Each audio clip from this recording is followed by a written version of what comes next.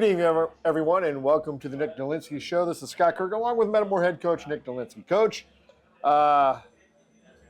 Saturday was a very interesting day. You guys traveled up to Morris to take on a perennial state powerhouse.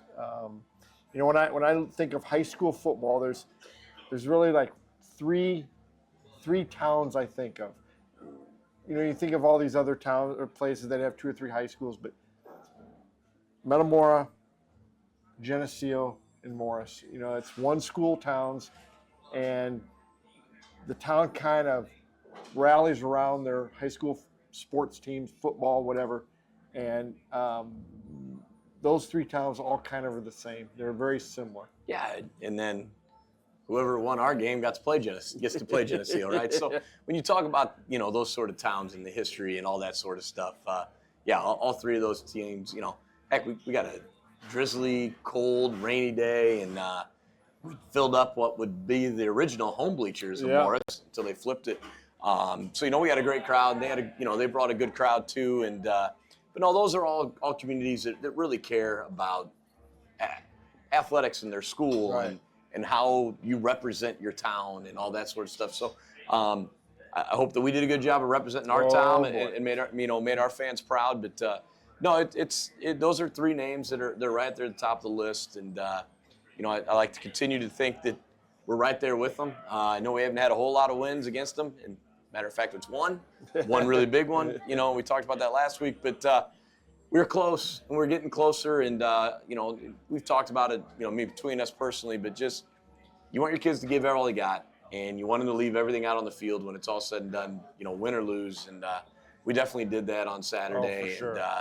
And our kids were, pretty broken up, pretty hurt because of the amount of time that we all know, and we know, and if you played football, everybody knows that it's a different sport because you don't get to play this one anymore. No. Right? You can always play a pickup game of basketball. You can play catch in baseball or play a round of wiffle ball, or you can go golf. You can run if you're a cross-country person. But about 99.9% of us, that last whistle in a football game in your senior year is the last time you really get to put it back on and get after it. So, hopefully we got a few guys that'll go play in college and all that. But even when those guys go off to college, it's a different experience than what high school football is. So, that part's hard. But, we did a lot of good things, and we're awful proud of our kids. And, sucks to have this conversation today and know that we're not going to have another one next Wednesday. But, all we can ask for is what they gave us, and they did everything they could. Yeah, we'll talk a little bit about the Morris game. Then we'll get into the season as a whole, and then we'll talk about some of the players and the seniors and what a good season it was. Mm-hmm. But I thought that game could not have started better for you. Yeah. Coach Simmons dialed that one up, and we talked about it earlier today. It's just it's one of those things you've been working on all year, right? And it all comes down to getting the right team to kick the right ball to the right place, and it sets it up nicely. And Coach Simmons did a really good job of watching film and understanding that, if we went with what we call our Leonardo, he names them after the Ninja Turtles, and, Leonardo to the left and Raphael to the right. And so he came up with a new name for this one to the left, and kick it to Braden Bittner, which is, about as sure-handed guy as we got, and then be able to get the handoff to Jadon and then take it down the sideline and get the game started right away. And, get a 2-point conversion, and we hammer it in. You're feeling pretty good, right? It's 8-0, and you're feeling pretty good about it. And, as a play caller, they knew we were going to run that play for 2. Like, it's all we run, right? QB lead, and they didn't have an answer for it. You didn't get touched. So it was one of those, you're like, all right, here we go. We got a good chance tonight. So offensively, we thought we had a real good game plan that we would be able to compete. And defensively, it was all about, can we hold on long enough and get enough stops to get over the hump, and we just couldn't do that. Yeah, I thought, when the players started kind of falling there in that second quarter, you got, I think 4 went down. Yeah, we got, we lose Riley Blue with 5 minutes into the game, and he's our all-conference right guard, and we were getting him in on some defense to just get some heavier guys when they got into their heavy package. So we're out with him, and A.J. Yeager comes in and plays his tail off as a sophomore and being a two-way guy now. And then Evan Grove ends up, breaking his leg, and Tyler Gray comes in at left guard. And we just try to keep the train moving. But it also takes away defensively with what we were planning to do with a with a Riley Blue and a Jay Murphy and an AJ Yeager. It's just the game goes on. You know, it's a lot more hits. You just get more tired, right? And AJ battles at nose all night long, and you know, Caleb Morrison, we've talked about before, doesn't come off the field except for like punt return maybe, or kickoff return. That's about it. Now, he did get a lot of breaks on kickoff returns and kickoffs, but otherwise he's out on the field. You know, so all those hits match up, and like for Caleb, you know, he's the H-back, and we run behind him about 95% of the time. So he's in physical contact on like every play, you know. And as the game goes on, those things wear. And but no, we just couldn't get over that hump and get the. You know, we had the 2 turnovers. They got 2 fumbles on the ground that we couldn't quite get to. You know, one of those sort of things. And you just look at all those things on the what ifs. But just awful proud of what took place. And talk about 2 physical games. I know the Morris game, the state championship game was pretty physical. But what was that? 2004 at our place when they had John Durgo. And that was probably one of the most physical games I've ever seen in the high school level. And Jimmy Cumbie. Yeah, I mean, they going to Clemson, and you know, we had Tigdantino as a sophomore, and you know, Lavery, and all those guys, and just there was a lot of helmets being cracked that day. And but I thought we did our best to live up to that part of the physicality, and that's all we can ask. For sure. And, you know, you get the 8-0 lead, they come down, they tie it up. It goes back and forth, back and forth. It was a game of runs. They scored 2. We scored a touchdown, then they scored 2 unanswered. Then we scored 2 more. We went up.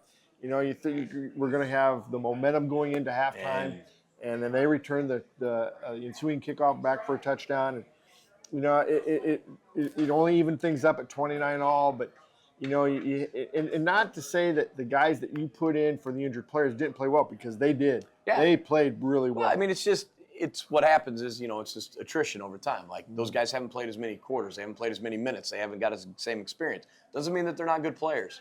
It just comes down to how many minutes have I played, how many snaps have I taken, what experience do I have. You know, Jackson Backus, who played a lot early, got a lot of JV minutes, but got a little sick early, and then Cade Petone came in and said, I'm going to take this job, and I'm not going to let you get it back unless it's a rotation. And so now Jackson's thrown into being a full-time guy, and those guys just did everything they could. But like AJ Yeager, who's supposed to be a one-way guy at nose, now he's got to play guard. You know, so all those things, you know, add up when you get to the end. But yeah, I mean, we talk about the next guy up. We talk about that next player. But the kickoff return before the half is kind of that one hurts a little bit, because you know, we took the lead there on Jadon, and it was a long run, and it's one of those when I looked to Coach Otto and they called timeout, and he goes, "What do you want to change?" And I'm like, "Nah, it's 3rd and 1. We're gonna get 2 shots at this, and it's either gonna be Jadon to get it, or we'll run something back with Steven." And you know, we had 30-some seconds to go in the game or in the half, and we felt good about where we were, and we're gonna need a big one at some point. And they called timeout, and I just kind of looked out there. They moved a guy inside. They moved a guy, and I'm like, this is going to go to the house if we can get to the edge. Like, if we can get there, he's going to house this. And sure enough, you know, Elijah Edwards gets a huge block, and Caleb gets a huge block, and Tyler Gray gets around the horn, and Kylan gets a good block at the 2nd level. And we talk about anytime we can get Jadon one-on-one in the 3rd level, we like our chances of it going really, really long. And he did, and we housed that. And, you know, we're up a score with 22 seconds to go or whatever it was. And if we can get to half, up a score, and we know they got the ball coming out. You know, we talk about that middle 4, middle 8, whatever you want to call it, in high school. But, you know, if they score, it's tied. And when we get the ball back, we got the hammer. So that one really kind of changed. And I do think it changes the momentum cleanly. I mean, we had a great halftime talk. I thought we came out with a good plan second half.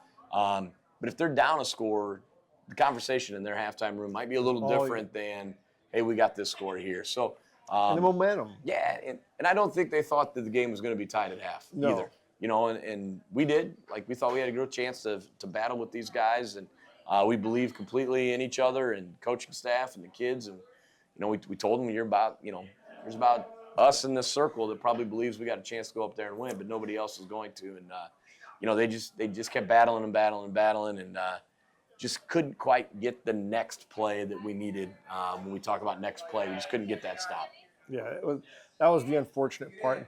When you think about, you know, we said it before, I think we've never scored more than 2 touchdowns in any one Yeah, game. we wiped that one out in a hurry. Yeah, you and Morris now are the highest scoring playoff team in IHSA history. You probably wouldn't have saw that one a whole lot on the list. No. Between how Metamore and Morris all the old games were, but to get up 114 points, that's a lot. A lot of points. And 50 points is a lot offensively. And if you told me going into the game that if we had 50 on the board, I would have felt relatively good about it.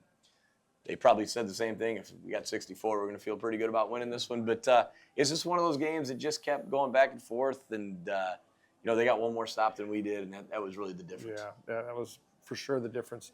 The thing, though, that I started noticing it in the middle of the third quarter is just how hard your kids were playing. You had guys go down, and there was no quit. And, you got to feel proud as a Metamore fan. Take yourself away from the coaching aspect of it, but as a fan, man, that made you pretty proud to know that we're shorthanded a little bit right now. We don't have as many bullets to answer a really good Morris team, and you've got to have those guys to beat those kind of teams. But our kids kept battling it, and 64-50 is a pretty tight ball game. Yeah, I mean, you like a 28-14 game, and you're like, it's a different score. It's still 14 points, but it feels different. I think the 64-50, we still had a chance. We can get an onside kick there to get the ball bounced one way or the left. And the one time it's really close, and if it kicks to the right, it's our ball. And now we got a chance to get back in it. And but yeah, I mean, we hope that every time we put a product out on the field on Friday night that we do something well enough for our community to continue to back us and be proud of us. And we don't talk about it necessarily within the community of our group of players that hey, we're going out to make the community proud. But we talk about making each other proud. And if you take care of yourself and you take care of your teammates, you're going to put a product out there that the community is going to back and get after. And we kind of talked about it Saturday night afterwards. Just, we care a lot about what Metamore football is, but we also care a lot about our town. Metamore and Spring Bay and Germantown Hills and everything in between, and Bayview Gardens, that this is all one big community that comes together, and football is a great way to bring as many people together as possible, because when you play 11 kids, there's a real good chance that we're representing everybody in our community. And we just know that there's a lot that people care about Metamore football, and they care about Metamore High School, and we're just trying to be a big part of that to continue to bring pride to our community and throughout the state, to know that, if you're going to play Metamore in a sport, be it football, basketball, baseball, girls basketball, cross country, whatever it might be, that you're going to get the best effort that you're going to get from our kids. And, you got to play well to beat them. Yeah, and that's our goal. And I thought for sure that was when Morris left that field on Saturday night. They knew they'd been in a war. Yeah, and I got an email from the officials, and congratulated our kids on a great season and how much they enjoyed officiating our kids, and when they communicated with our kids, how respectful they were to them, and they had something to say. They was yes sir and understand and moving on. But he said it right there too. He goes, that was a state semifinal game. That level of two teams, that's a semifinal game in the past. Now it just happens, we talked about a little bit, just how seeds go, and when you win and when you lose, and when you lose and who do you lose to, and all that sort of stuff kind of puts it in there. And does LP find a way to beat Canelan? Because the crazy thing is, if you go back, LP scores late, Canelan kicks field goal to win it. That's one more playoff point. One more playoff point moves us away from Morris one more week. So all those things are interesting and how all that adds up. But that's why you play the games you play, and you got to try to win as many of them you can to get yourself set up the best you can in the playoffs. But state semifinal type atmosphere, two teams that really, really care about what's going on, and we're so excited to play in the game. But I left pretty proud of what we put out there, and it wasn't one of those that you're sitting there going, woulda, coulda, shouldas, as much as I'm really proud of what these guys did. You had a lot of great performances, and your whole senior class, you got to be proud of those guys, the way they handled themselves and the leadership. There were 3 guys that I really thought, kind of symbolized Metamore football. Jadon Cranford, Stephen Petrie, and Caleb Morrison. They played the tails off, right? Stephen Petrie might have had one of the single greatest playoff roster or lineup stat sheet that we've ever had. You got 200 yards passing, 150 yards rushing, threw 3 touchdowns, ran for 1, had 10 solo tackles defensively. Like, I mean, that's stuff in the sheet, right? I mean, like every category you could have. The only thing he didn't have an interception or something, something along those lines. And we talked about Steven people ask me about him and, where does he rank? And I don't know. It's hard to rank kids. They're all different. We've had a lot of really, really good ones, but if he's one of the toughest kids that we've ever had. Just unbelievable physical and mental toughness of battling through just about everything. But he's just a special one, and maybe a Michael Fay against Rochester, one of those nights on the field that were, when they had the ball, you knew something special was going to happen. But Steven, the long throw to Jason Pickles when we were on the goal line to get us out to midfield, and then he follows it up with a fade to Braden Bittner for a touchdown. We get the flea flicker touchdown to Kylan. Then the throw to Jadon, and the catch by Jadon as well. That's 67 yards, and about 45 of it to 50 was in the air. And Jadon comes over the shoulder and makes just an absolutely awesome catch. And we're right in it, right? We're back to being a 2-score game, and everybody's excited. But Jadon had a classic Jadon game. Battled, but he's still dealing with kind of a turf toe situation, an ankle, and he'd take a break off, and then he was back out there, just right back after it. And we can't ask for any more from him. Didn't play much defense. We didn't really need him defensively because they weren't throwing the ball, and that's where he would have helped. But the other guys really stepped up, and like Jason Pickles played corner for the most part, to took his space. But Jadon, goes for 140 some and change rushing. He's got an 87-yard kickoff return for a touchdown on the reverse. He's got another 70 yards receiving on the big long pass. Those are big days, and when you get into big games, you need your best players to play their best to give you a chance, and they did. And then, Caleb Morrison defensively and as our leading blocker, and we've talked about him before, and he's always on the field, and he never comes off. And, his 10 solo tackles was a huge part of the first half. They started getting a little bit outside of him, and they ran away from him quite a bit in the second half. For good reasons. Yeah. Because he was making plays all over. But, those 3 seniors, 3 of our captains, Riley Blue, the other captain, and Braden Bittner and Owen Cabell, those 6 guys did a really good job of putting us in positions to win, and then also being really good leaders and choosing the right things. And it doesn't always go your way. Sometimes you got to deal with the adversity. We had to have some conversations after the game about how we deal with those things correctly. But those are 6 guys that we're really proud of, and we look forward. We talk about the next group. Those guys gave a great example of what it takes to get to where we need to get to. You mentioned Riley Blue. It really felt bad for him. He gets injured and doesn't. He gets injured early in the second quarter playing defense, and he didn't want to sit. He wanted to be involved. He's right there with the kids, right there with his teammates, cheering them on. He's one of our loudest guys in the team. He's the vocal guy for the most part. Wanted to be on your hands team? He always wanted to be on the hands team. He goes, I played first base, coach. So, I know how to catch. And but no, that was tough. 5 minutes in, you're trying to get some defensive reps in because he's a bigger body. And, that's when you get hurt. That's tough too. But no, we got a lot of good examples from our seniors. And, Remy doing just Remy things and just playing his tail off. And then, and Kylan coming in and just understanding learning as he goes. But, boy, he blended right in, and you would have never thought that he was a new guy by the time we got to about week 3, week 4. And then, Sam Barbarinas,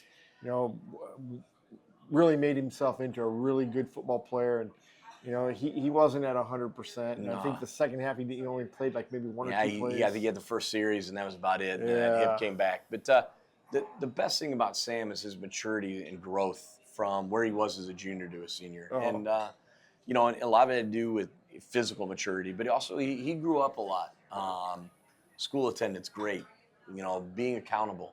All the things we talk about that's going to lead when you leave high school and you got to go get a job and you're going to go to college and be a dad. All those things, to see Sam turn the page about the middle of his junior year, all of a sudden, like, one of those things you just started to realize, like, I need to start doing this. If I want to be as good as I can be on Friday nights, and then what can I do for my future? It was really important, and he had a great year for us. Second team all-conference guy, but he's an all-conference kid. He'd play on everybody's team, but, how politics go in terms of all-conference and that sort of stuff. But Kind of like I told him, I said, you were considered to be one of the top 50 players in the conference, and that's what that means when you're first or second team. So 25 on each side, and then 22 on defense. So you fit yourself in there, and but there's a lot of guys that had a lot of respect for him. It's just when the numbers shake out, that's where they end up at. And then your center, Owen Cable. Yeah, and Owen, same guy. Like, same situation in terms of all conference. Like, just there's only so many spots, and everybody's got to get one. And Owen, unfortunately, was kind of on the outside looking in, but had one of his better games going against probably the best defensive lineman we've seen in not in a long time, but that we've gone against. Number 61 is really, really good. And the one thing that surprised us, they've been in a 40 front all year. So 2 defensive ends, a shade on the center, and then a 3 technique on the guard and the tackle. And they came out 5-man front. So they must have had enough respect for what we were trying to do offensively, running the football, that they knew that they couldn't stay in their base stuff, and they had to get into the other defense. And then what we wanted to do is double team 61 as much as possible. That kind of freed him up, and then let him and Owen battle all night. And Owen won quite a few of those battles. Yeah, you didn't have trouble moving the football. No, we had some negative plays, but then we also had a lot of big positive ones too, right? It was just one of those, like, either they got to us at the line of scrimmage, or it was 12 to 15 to 50 to 60, whatever it might be at the time. So a lot of negative plays early for them where they were getting us at the line of scrimmage, but Steven breaks the long one early, and then Jadon breaks his. We get the passes over the top, and overall, it was a pretty complete offensive performance. Even the 2 fumbles came after long gains. Yeah, like Jadon's first one's after 14 yards, and Steven's at about a 5 and a 6, and it might have been a little longer, but he just kind of bumbled in there, and I don't know how that one came out. And Jadon's the guy punches, but it took me back, and like I was, you get frustrated. So when I was coaching with Joe Ryan at Princeton, we're playing Macomb in the playoffs, and we're backed up on like the 3, and we go QB sneak, and our quarterback Brian Stetson goes for about 12 yards and fumbles. And I'm like, I'm 23 years old. I'm like, God bless it. Now we fumble, the ball's on the ground, and Joe just goes, Nick, it's going to be all right. We just picked up 14 yards on a QB sneak. He's like, we're going to move the ball today. And then we did. We went on and just crushed them. But, those are the sort of things that, you look at and you're going to, I'm like, well, am I mad at Jadon? Absolutely not. And I'm like, on the other hand, we just went 15. So there's a good chance that play is going to come back. So, but yeah, a lot of good things in terms of that. And, we all know the frustrating part is you don't get to be back with them like Monday. Give me back at practice. And unfortunately, we had to have a meeting Monday to talk about when we're going to turn in our gear in today on Wednesday. So. Right, because you didn't have school on Tuesday. Yeah. So, no, we did. We had school. Yeah, we do Veterans Day Assembly, which is really good. Kurt Rowden puts together a great performance. Buddy Robinson had a real good speak about their Medal and Valor and talked about his experience. So we had 3 guest speakers. It was really good. Our kids are great in those assemblies. And, so instead of taking the day off, we do that. And I needed an extra day to get things ready, to get stuff turned in. I don't even know if I was ready today.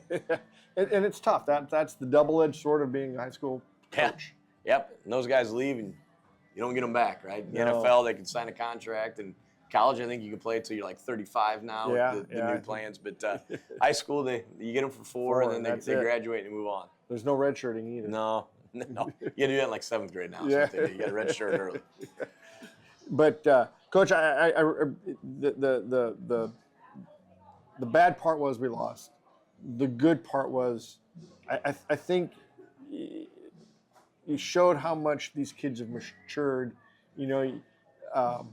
That showed a lot of maturity Saturday.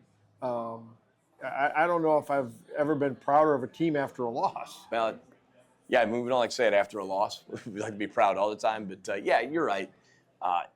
This group of guys with the seniors that then led the few juniors that are in the mix, and then quite a few sophomores are in the mix, to bring those guys along as quickly as we did, and as encouraging as they were, because they knew they needed them. It's one of those, like, I need that guy, and I need this guy, and I need this guy to get my job done, and then I'm going to make sure that we bring them along and get them to where they need to be. So, those are the things we talk about, being smart, tough, reliable, and building a program of understanding what standards are, which the standard was not made by me. It's been a long line of great football. But I think this group really bought into understanding what their role was and where their chapter in Metamora football is. And it's going to be a proud chapter for sure. Why don't we take a break? When we come back, we'll talk about maybe the future. Yeah, we can do that. Welcome back to the Nick Delinski Show. Again, we want to thank Jake and Sarah Atkins for allowing us to film from here. Coach, players of the game. Yeah, we're gonna go to the senior group. I mean, this is a good group that put together a time, and the hard part was the talk since they were sophomores is we got to get to that third round. We didn't quite get there, and it wasn't because of lack of effort. It wasn't because of lack of leadership. But this group of seniors has really bought into what we're doing at Metamora football program, and under Coach Grebs before me, and these guys have really grown up and matured, and we couldn't have done it without them. And I think they gave a great representation of what we want from football players. But, Stephen Petrie would be the first one to tell you if it wasn't for the 5 guys up front, or Jadon Cranford wasn't for those 5. And Caleb Morrison would say, if it wasn't for my teammates, I'm not making 10 solo tackles, because these guys got to make sure that they're taking on other blockers. And so as a whole group, I'm really proud of all of them. And it's been quite an experience coaching them, this year. And we talked about a little bit before, but these guys have my back. And this is a senior group that they didn't waver when I came in, and they all were all in and said, "All right, Coach, you're our guy now, and let's go." And that meant a lot to me.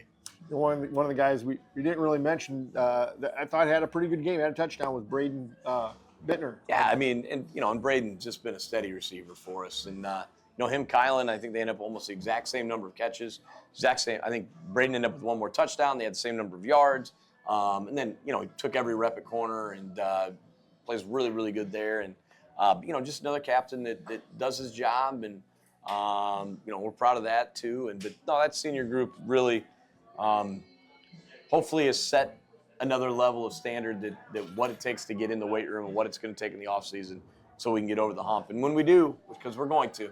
They're going to be a big part of the reason why. For sure. When you look ahead next year, you've got the foundation of a nice group. You got some good linemen. You've got some skill players. You got some holes to fill. Every coach in the conference has to do that. That's true. I mean, we've talked about Jadon Cranford being maybe the most talented, individually talented football player that we've had. I mean, I don't know if he's the greatest high school football player that we had, but he's putting his name on that list too. But his skill and ability, his skill and ability is something that we don't get very often. That's for sure. So that's a big one. And obviously, Stephen Petrie is a 2-year starter, and a lot of Michael Fay in him, that kind of stuff. And a couple of years of people saying, he's got a lot of Stephen Petrie in him, and that's one of the biggest compliments you can get when the community starts to reference you back to other guys. Man, this is what he did. I remember when Stephen did this, and those guys are obviously going to be missed. But, we do turn about 7 sophomores that have played significantly. They were started at one point. And so, that's an encouragement. We bring back both outside linebackers, and Grady Neal and Saul Swanson, who've had great years at outside linebacker for us. And, there's Jason Pickles had a great year offensively and defensively. Caden Putoni. Jackson Backus is back, who started for us at times. A.J. Yeager at nose. Probably have to play some offensive line too, but we bring back the left tackle, the left guard are both sophomores, and Jeffrey Reyes and Evan Grove. Grove will be back for his 3rd year as a starter, which is great. Well, there's that 5th-year senior. There's that 5th-year senior. We'll get him. He's got a red shirt in him. They're gonna be coaches are gonna be like, hasn't he graduated yet? And because he had a real good year, and then and Logan Grapp at right tackle, who just a big kid that just kept getting better each week, and had a good talk with him. And Mark Ashelman's back, and Braden Cox, who's played quite a bit for us as a sophomore. Keon Allen's back at running back, coming off the hand injury and just trying to navigate through that with the broken finger. And, Brady Karch is a sophomore that kind of got in there late in the year defensively at corner and a little bit of wide receiver in JV games. So that's more experience than a sophomore that played in a playoff game. Those are experiences that you can't. Cox. Yeah, and Braden at wide receiver. And, but no, we do have a nice fundamental base to build from. The freshman group really finished up strong. We're going to need some contribution from some juniors that were playing JV that need to take the next step to mature. And then that sophomore group just keeps coming along. And there's probably 2 or 3 more that weren't ready for varsity football quite yet, but it'll probably be right on the edge of being ready for us next year. So those are all things in both sides of the ball, right? Offensively and defensively, we bring back a nucleus that we can build off of and really look forward. I mean, it's hard when you lose a group, right? But then as the sick part of us as head coaches, we automatically go into, Coach Otto and I are like, all right, where do you think these guys are going to be? We're automatically flipping into the next one because it's just the way our minds work. Now, we'll have our banquet on the 23rd, and then we'll put basically this group away, and then they'll be done, right? We'll have our banquet, we'll hand everything out. Those seniors will be gone, and then they'll be left with those juniors, sophomores and freshmen, taking the next step in the weight room, doing the things that are necessary in the off season. Really encourage those guys to be multi-sport athletes. We got a couple kids wrestling, we got a couple kids in basketball, got a lot of kids in baseball and track. I mean, the spring is really a lot of those guys are going to be involved, and more we can keep sending guys to Coach Ray and track to make them faster, and continue with the Coach Riddle and baseball to just continue eye coordination. And the game of baseball is a special game. I know we love that game too. But yeah, I mean, there's plenty to be excited for. We're only 3 days out, so I'm going to temper it a little bit until we can really take a look and see what we got coming back, and who's everyone. We'll have some extra interviews and some interviews for we'll talk to the kids about where we see you and where do you see yourself for the next couple of years. So and Aiden Wallace is a guy that played a lot early for us, got a shoulder injury again, and Remy was another kind of like Caden Petone. Remy said, well, you're not going to take me off unless I'm not dragging her. I've got to do something, and he's got to be way better. And Remy did everything he could to stay on the field. So Aiden was in a spot to be on the field, and we kind of rotated him through. But, those are a lot of young guys, juniors that got a lot of experience. And we look forward to seeing what they're going to do in the near future. But we're going to need a few leaders in the weight room. Stephen Petrie is about as good a leader as you get. We talked about it early in the year. He's like 92% rate on everybody's ballot. We're going to need some weight room guys that will lead, and I think we got quite a few people that will start stepping up into that. One of the other guys, too, that's coming back is Elijah Edwards. And he had a really sneaky good year for you at tight end. For us to be good, right, we talk about for us to run the football, we got to be good at the tight end and the H spot. And Elijah was as steady as he got, and I thought he really played his best game against Morris. The little bit of film I've watched, great pad level, great position, great finish. Elijah's got a lot of pride. He kind of hides it a little bit every once in a while. He's just kind of happy-go-lucky and throw me the ball, coach. I had that one touchdown week 1. He never threw me the ball again. Those sort of things. He's a kid that cares a lot about the game and cares a lot about his teammates. And we're really excited about what a whole offseason in the weight room for him can really do to prepare him for next year to be even more dominant than he was this year. Another one, too, that I thought was had a good year on Friday nights, and then on Monday nights he played well was Jay Murphy. Jay Murphy, he's going to play in the mix inside offensively and inside defensively, and it's one of those we just got to keep finding the best place. But weight room wise, he's as strong as he gets. I mean, he's one of those guys that really loves the weight room and he gets after it, and wins a lot of weight room numbers. We just got to make sure he continues to work on some things to make sure that weight room numbers show up on Friday nights. Yeah. And as a junior, remember, he started as a sophomore at center for us when Owen was hurt, in the playoffs. So another guy with a lot of experience. Sure. Coach, when you look around the rest of I don't know if you've even bothered now since we're out of it, but have you looked around and to see, the Middle Illini is well represented here late in the playoffs. How far can some of these teams, Dunlap and Washington? Well, I talked to Coach Caslett, sent him a congratulations win. He was, Crete's got a lot of speed. He goes, that was their big issue. He goes, we can control the football, right, and not give up the big play against them. They felt like they had a chance to go get a win, and they did that, obviously. And then, Washington with the big win, and, they got to go up and they got to play another Catholic powerhouse up there in Providence. But Coach Stephen does a really good job with those guys, and defensively they're really good. And I know that the Catholics really like to pride themselves on, nothing down here can anybody do that they hadn't seen up there. But I think he'll have enough for them. And it's going to be close, and I think they're going to go up and battle, and, hopefully they come out with a W. And, and Dunlap just keeps kind of sneakily winning games that, they're not real flashy. They're not, 40-point wins, but, they get the scored touchdown against us. They get the touchdown win last week, and who do they have this week? They've got St. Lawrence. St. Lawrence. So another Catholic school, and which I believe Jackson Ryan's at St. Lawrence now. But don't hold me to that. I can't remember if that's where he is. Still teaching at Simeon, but he's at St. Lawrence now. So we got a little bit of Metamora, Sycamorean love there. But I hope that's another win for them. And and Morton, man, just couldn't finish. Central's going to keep coming, and they just couldn't quite get that last score in. And even at the very end, they're right there. Knocking on the door. So, I thought the middle line I was represented very well. Outside of, everybody wins in the first round except for Dunlap knocking off Pekin, because somebody had to win. Yeah. And but no, I think we did all good a job. And, the middle line plays good football. And sure. we just keep getting better. And but no, I hope the best of those guys. And it's kind of fun to follow along. And I'll be checking my phone. I think I'm going to go to the Illinois game Saturday afternoon. And 72 degrees at Memorial Stadium and watch the Illini and kind of get my brain away from high school football and take my son and just kind of enjoy a Saturday afternoon down there in Champaign. Coach, I want to thank you for this year. It went by way too quick. Heartbeat, and it was over with. Yeah. And but it was a lot of fun. These Wednesday nights, I really looked forward to them. They were a lot of fun. Appreciate everything. Appreciate you making yourself and everybody else available.